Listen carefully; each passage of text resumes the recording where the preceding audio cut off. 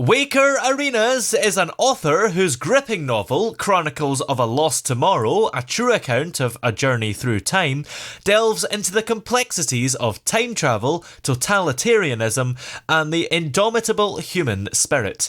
And Wayker is with us here. How are you today? Brilliant. Thanks for having me. So, are you able to give us a brief overview of your book, Chronicles of a Lost Tomorrow? Well, basically, it's a novel that has three plots, or central plots. I need to expand a bit, because I always has been fascinated by time travel in literature and storytelling, particularly how it can be influenced causality specifically. So what truly intrigues me is the more scientifically grounded approach to time travel, rather than the magical or fantastically approach. So I tried to include that into the book. That is the first central plot. The second one is more about the dystopia, so that delves into what I think it is are things that are happening currently in the world. So I try to do an exercise of adding up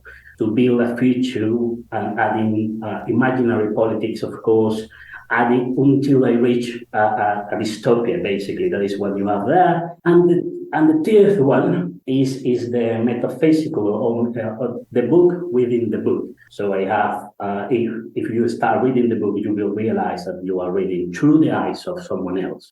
So basically, without saying more, to give you interest in reading the book, that is basically what the book contains. And how did you approach blending those elements of science fiction, dystopia, and philosophical examination in the book? Well, it's an interesting question, because in pop culture, we already have, for example, Ender Game or Planet of the Apes. And those movies, for instance, explore a time travel based of physical explanation of time travel. I mean, to not bore you, people travel to light speed.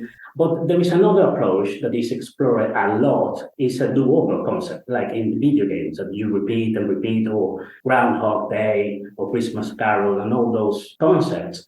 And yeah, you have the same character that delves into the causality, so he has all the memory that happened, and basically he can do whatever he wants.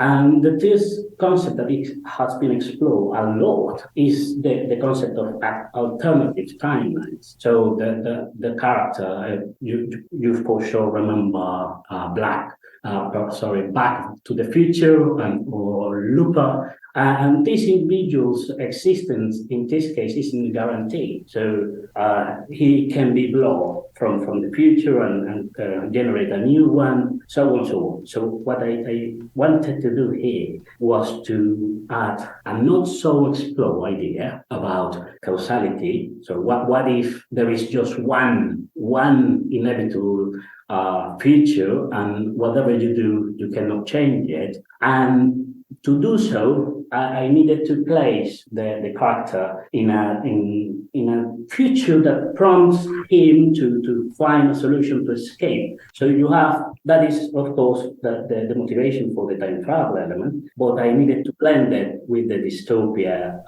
element there. And the other thing, of course, that I was interested is, for sure you remember the movie Never Ending Story, where you read the book. Yeah, that's a fantastic movie. So I was trying to use, I was inspired by that. So I tried to involve or use the same kind of spirit. So you are reading that, but at the same time affect your reality. So that is what I try to do with this. And of course, time travel is quite an important part of the book. So what unique perspective or approach did you bring to the concept of time travel that sets your story apart from others in that genre? Well, excellent question mentioned, I explore an alternative hypothesis related to causality and time travel. And what I used was non-fictional books written by academics like Geometry, Relativity, and Fourth Dimension by Rudy Rocker, or About Time from Paul Davies. In fact, I use Paul Davies' ideas to incorporate the fuel, for instance, this fuel aspect to be able to travel. And of course, the other thing that I did is to focus, because I am an engineer, so I try to focus on the devices that enable time travel and intertwine these devices with enigmatic elements found in our world today. So as you know, we currently, I am talking about right now, today, in this planet, we have mysterious components scattered around the globe that remain beyond our comprehension. So I try or I delve into the counterpoint to the idea of alternative timelines, suggesting a single timeline devoid of a free will, but using these elements that we have today. So the story at the end, you will, of course, I try to not dedicate too much in complicated concept, because it, of course, is not an academic book. Yeah. But I use those concepts from reality and also use current devices that exist today, and we don't know how those devices work. So those elements are in the novel. How did you envision the challenges and consequences of time travel influencing the characters' experiences and decisions? Well, one of the things that I mentioned that answer shortly your question, I will expand a bit more, is the third central storyline. I delve into the concept of book within a book. So that metafiction or nested storytelling is an approach where the reader experiences the book through the eyes of another character. So I already mentioned a well-known example, but my book explores this concept, but paying attention or trying to make the reader to pay attention to the pinpoint where exactly the act of reading the book within the books become a part of the story. So a revelation not immediately recognized by the reader until they have completed the book. In fact, some may even miss it. What are the sort of underlying philosophical themes in the book? There are several concepts that pique my interest.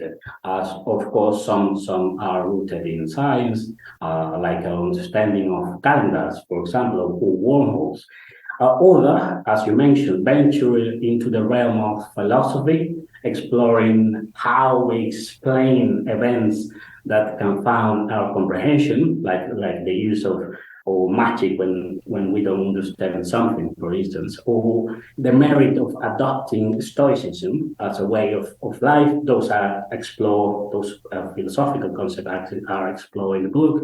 But still other topics touch upon the themes of balance and celebrate the wonderful qualities that both men and women possess, because the dystopia use social elements that happen today and blend it into a story to create a dystopia. So what I try to do underlie that is to recognize our differences as not as negative, but as strength that enhance our integration within society. Now, what do you hope readers will remember the most about reading the book after they've finished it? Well, was curious to start reading the reviews of the book when I start sharing it, because I was fascinated by something that I haven't mentioned, but they mention it a lot, and is the way that the story is written. Because I use another approach that was, of course, is not a linear